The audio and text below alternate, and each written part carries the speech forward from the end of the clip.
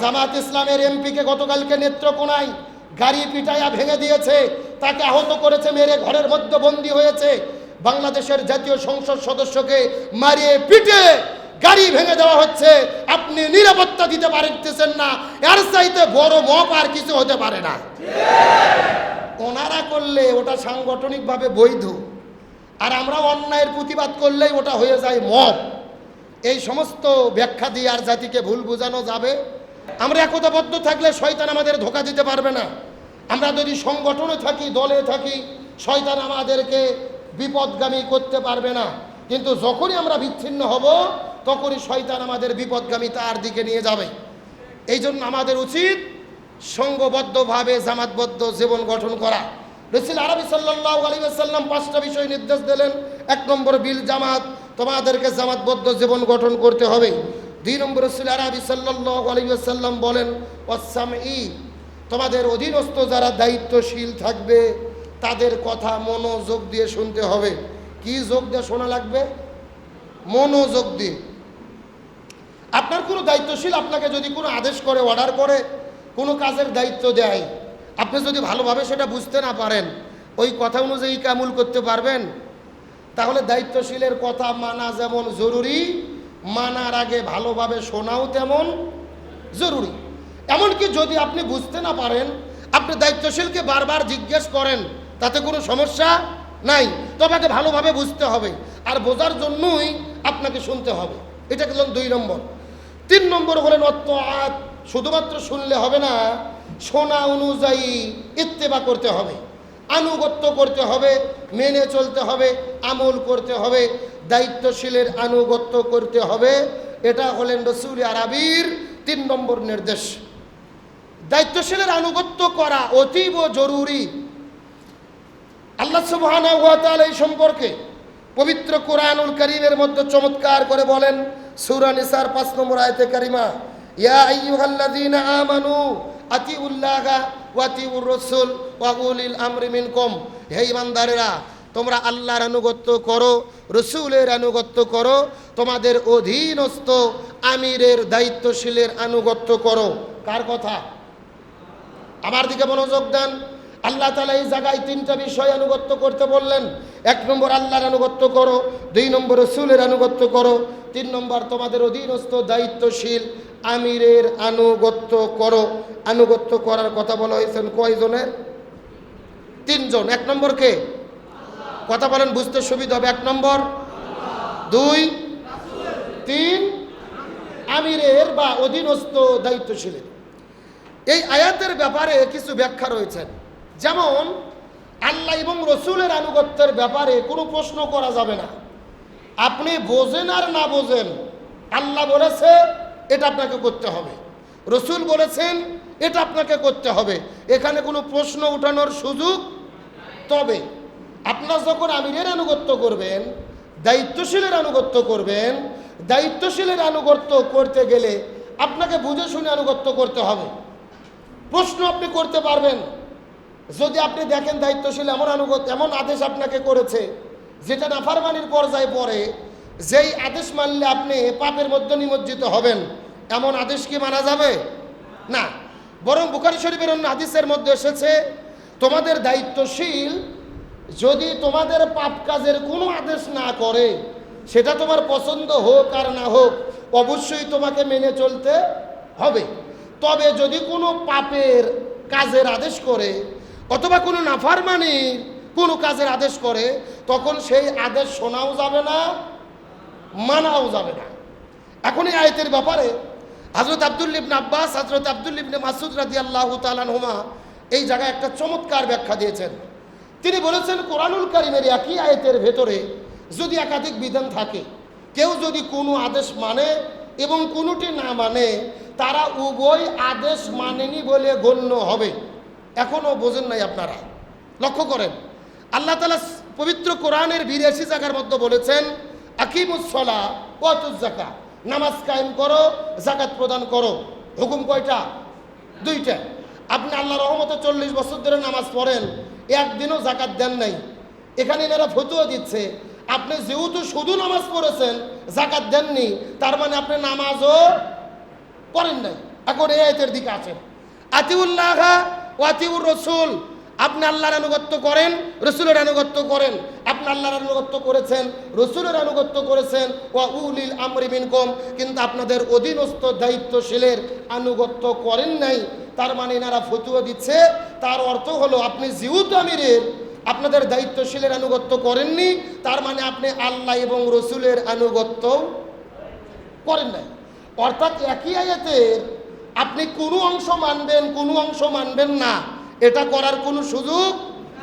যেরকম আল্লাহর আনুগত্য করবেন, একই রকম রসুলের আনুগত্য করবেন, একই রকম আপনাদের অধীনস্থ দায়িত্বশীলের আনুগত্য করতে হবে।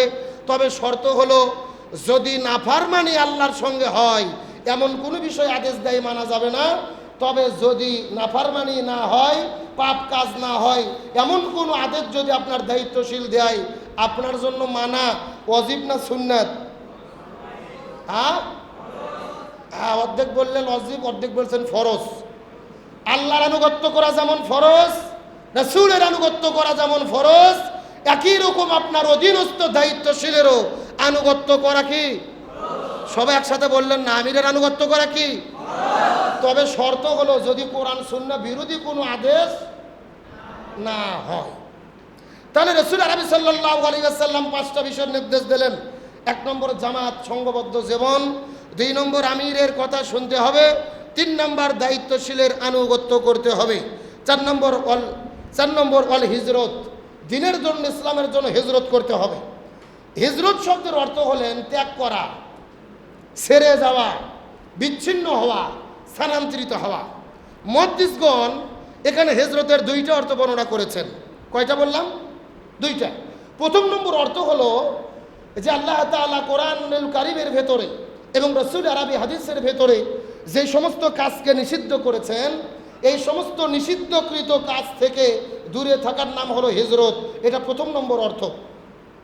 আর 2 নম্বর অর্থ হলেন আল্লাহ সুবহানাহু ওয়া তাআলার সন্তুষ্টির জন্য, আল্লাহর জমিনে আল্লাহর দ্বীন কায়েমের জন্য, ইসলাম প্রচারের জন্য, ইসলাম প্রতিষ্ঠার জন্য নিজের জন্মভূমি ছেড়ে অন্যত্রে চলে যাওয়ার নাম হলেন হিজরত। যেমন হিজরত আমরা রাসূল আরবি সাল্লাল্লাহু আলাইহি ওয়াসাল্লামের জীবনের মধ্য থেকে দেখি। রাসূল আরবি সাল্লাল্লাহু আলাইহি ওয়াসাল্লাম সাহাবীদেরকে নিয়ে মক্কা থেকে মদিনায় হিজরত করেছিলেন। ইতিহাস কি আমাদের জানা আছে? কথা বলেন, জানা আছে? এটা রাসূল এবং সাহাবীদের হিজরত। এমনকি রাসূল সাহাবীদেরকে মাঝে মধ্যে সিরিয়ায় পাঠিয়ে দিতেন, দামেস্কে পাঠিয়ে দিতেন, বিভিন্ন দেশে সাহাবীদেরকে ইসলামের জন্য হিজরতে দায়িত্ব দিয়ে পাঠিয়ে দিতেন। এখন সেই হিজরতের সিলসিলা বন্ধ হয়ে গেছে নাকি বর্তমানেও আছে? আপনি দায়িত্ব পালন করেন শেরপুর থানায়, আপনার দায়িত্বশীল মনে করেছে আপনি যোগ্য ব্যক্তি, আপনাকে এখন ধুনুটে যেতে হবে, সারিয়াকান্দিতে যেতে হবে। আপনাকে সভাপতি সাহেব ফোন দিয়ে বললেন আপনি আপনার গাড়ি গুটি গোছান, আগামীকাল সকালে ধুনুট চলে যাবেন, ওখানে দায়িত্ব পালন করতে হবে। এমন দায়িত্ব মাঝে মধ্যে কি আপনাদের ওপরে আসে? আসে। ওই সময় রাসূল সাহাবীদেরকে নিয়ে যেরকম মক্কা থেকে মদিনায় হিজরত করেছিলেন, আজকেও ইসলামী ছাত্র শিবির যারা করে, যদি আনুগত্য করতে হয় আর দায়িত্বশীল হুকুম দেয় আপনি শেরপুর থাকেন, যদি ঘোষণা আসে 1 ঘন্টা পর থেকে আপনাকে সারেকান্দি অথবা ধুনুটের চরে যেতে হবে, আপনি যেতে বাধ্য। ওই সময় যেরকম নবী সাহাবীদের নিয়ে হিজরত করেছে, আপনিও দায়িত্ব পালনের জন্য এক জায়গা থেকে আর এক জায়গায় যাবেন। এটা আপনাদের জন্য কি? এই যে মাঝখানে ঘুম পাচ্তেছে ভাই, মনে হয় চোখ বন্ধ হওয়ার কারণ কি? নাস্তা করার পর তো একটু ঘুম ধরে না, আলসেমও লাগে। সবাই একটু দাঁড়ান তো দেখি, 5 সেকেন্ড একটু দাঁড়ান, সবাই দাঁড়ান, সবাই দাঁড়ান। হাত যদি নড়াতে মন চায় নড়ান, সমস্যা নেই, ঘুম ছাড়ুন। জি আলহামদুলিল্লাহ, এখন সবাই বসে পড়ে। জি, তাহলে হিজরতের 2 নম্বর অর্থ হলেন ইসলামের প্রয়োজনে, সংগঠনের প্রয়োজনে, দ্বীনের প্রয়োজনে এক জায়গা থেকে অন্য জায়গায় আমরা গিয়ে যদি কাজ করি, দাওয়াতি কাজ করি, দায়িত্ব পালন করি, এটাও আমাদের জন্য হিজরত। এবং সর্বশেষ 5 নম্বরে রাসূল আরবি সাল্লাল্লাহু আলাইহি ওয়াসাল্লাম বললেন ওয়াল জিহাদি ফি সাবিলিল্লাহি, আল্লাহ রাস্তায় তোমাদেরকে জিহাদ করতে হবে।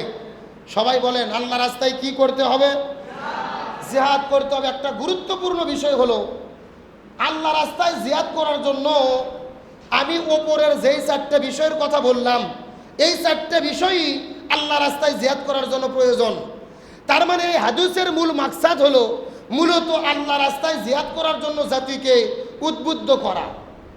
আল্লাহ রাস্তায় জিহাদ করা সম্পর্কে কোরআন এবং হাদিসের ভেতরে অসংখ্য জায়গায় আল্লাহ তাআলা ঘোষণা করেছেন, আমাদেরকে গুরুত্ব বুঝিয়েছেন। সূরা সফের 4 নম্বর আয়াতের মধ্যে বলেন, ইন্নাল্লাহা ইউহিব্বুল্লাযীনা ইউকাতিলুনা ফী সাবিলিহি সাফফান কান্নাহুম বুনিয়ানুম মারসুস। আল্লাহর কাছে ওই সমস্ত ব্যক্তিগুলো সবচাইতে বেশি প্রিয় যারা আল্লাহর জমিনে দ্বীন কায়েমের আন্দোলন করে এবং সীসা ঢালা প্রাচীরের মতো সংগঠনে ঐক্যবদ্ধ থাকে। সূরা সফের 10-11 নম্বর আয়াতের ভেতরে আল্লাহ তাআলা কত চমৎকার করে বলেন, ইয়া আইয়ুহাল্লাযীনা আমানু হাল আদুল্লুকুম আলা তিজারাতিন তুনজিকুম মিন আযাবিন আলীম তুমিনুনা বিল্লাহি ওয়া রাসূলিহি ওয়া তুজাহিদুনা ফি সাবিলিল্লাহি বিআমওয়ালিকুম ওয়া আনফুসিকুম যালিকুম খায়রুল লাকুম ইন কুনতুম তা'লামুন। আল্লাহ তাআলা বলেন, আমি কি তোমাদেরকে এমন একটা ব্যবসার কথা বলিয়ে দেব না, যেই ব্যবসা করলে তোমরা আখিরাতে কঠিন আযাব থেকে মুক্তি পাবে এবং পুরস্কার হিসেবে তোমরা জান্নাত পাবে। আর সেই ব্যবসা হলো তুমিনুনা বিল্লাহি ওয়া রাসূলিহি, আল্লাহ এবং রাসূলের প্রতি ঈমান আনো, ওয়া তুজাহিদুনা ফি সাবিলিল্লাহ, আল্লাহ রাস্তায় তোমরা জিহাদ করো। এটাই হলেন আল্লাহর কাছে প্রিয়। যালিকুম খায়রুল লাকুম ইন কুনতুম তা'লামুন, এটা আল্লাহর কাছে অধিকও প্রিয় যদি তোমরা সেটা বুঝতে পারো। হযরত আবু যর রাদিয়াল্লাহু তাআলা থেকে হাদিস বর্ণিত হয়েছে, কিছু সাহাবীরা যাওয়ার পর রাসূলের কাছে জিজ্ঞেস করলেন, ইয়া রাসূলুল্লাহ আইয়ুল আমাল আফদল, আল্লাহর কাছে সবচাইতে প্রিয় ইবাদত কোনটি? রাসূল বললেন, আল ঈমানু বিল্লাহি ওয়াল জিহাদু ফি সাবিলিহি। 1 নম্বর আল্লাহ রাস্তায় ঈমান আনা, আল্লাহ এবং রাসূলের প্রতি ঈমান আনা। 2 নম্বর আল্লাহ রাস্তায় জিহাদ করা। তাহলে এতক্ষণ পর্যন্ত আলোচনা শুনে আমরা কি বুঝলাম? জিহাদের গুরুত্ব কম না বেশি? এখন জিহাদ বলতে আমরা কি বুঝি? জিহাদ ফি সাবিলিল্লাহ সম্পর্কে আমাদের ধারণা কি? অধিকাংশ মানুষের ধারণা জিহাদ মানে হলো শুধু মারামারি করা, ঝগড়া বিবাদ করা, যুদ্ধ করা, হানাহানি কাটাকাটি, এগুলোর নামই হলেন জিহাদ। কিন্তু মূলত জিহাদ একটা ব্যাপক শব্দ। জিহাদ শব্দটির মূল শব্দ হলেন জুহুদ, যার অর্থ হচ্ছেন চেষ্টা করা, সর্বাত্মক প্রচেষ্টা, লড়াই করা, সংগ্রাম করা। শরীয়তের পরিভাষায় নিজেদের উদ্দেশ্য হাসিলের জন্য সর্বাত্মক সকল ধরনের প্রচেষ্টাই হলো জিহাদের অংশ। ইসলামী ছাত্র শিবিরের লক্ষ্য এবং উদ্দেশ্য আল্লাহ প্রদত্ত, রাসূল সাল্লাল্লাহু আলাইহি ওয়াসাল্লাম প্রদর্শিত বিধান অনুযায়ী মানুষের জীবনের সার্বিক বিষয়ে পুনর্বিন্যাস সাধন করে আল্লাহর সন্তুষ্টি অর্জন। তাহলে আমাদের লক্ষ্য উদ্দেশ্য আল্লাহর জমিনে আল্লাহর দ্বীন বিজয়ের মাধ্যমে কার সন্তুষ্টি অর্জন করতে চাই? এখন আমরা এই জমিনে